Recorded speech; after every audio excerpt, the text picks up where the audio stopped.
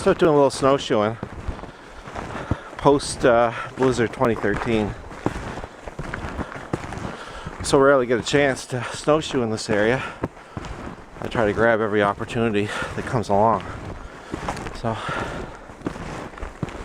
the thing about snowshoeing, when you're breaking trail, you realize how quickly how out of shape you are.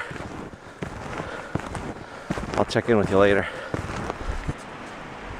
Having a few camera issues. I'm not sure if it's the cold or what. I made it up to Charlie's Lake. I've been here a few times before. Anybody that watches my videos, it's weather's deteriorating a little bit. It was sunny and overcast there when I started, but it seems to have gone to flurries. I'm gonna try to find a place to hunker down for a cup of hot chocolate.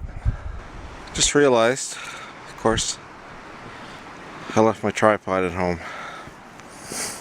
So I'm just up over the ridge here, whoops, from the lake. I'm going to try to just hunker down in here just to get out of the wind.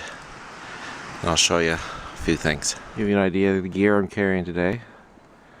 It's my Maxpedition back. Over here I have my folding shovel. It goes right inside of it.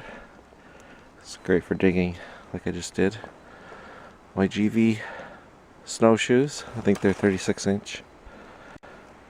Leki trekking poles. My Walmart gloves. Now my little hole I dug here, Flopsy and Mopsy stove. And I have it sitting on my, it's not too level, is I better fix that.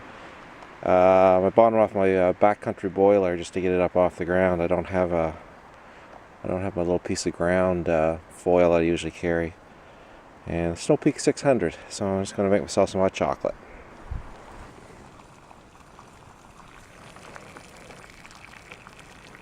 Good thing about digging a hole in the snow, don't need a windscreen.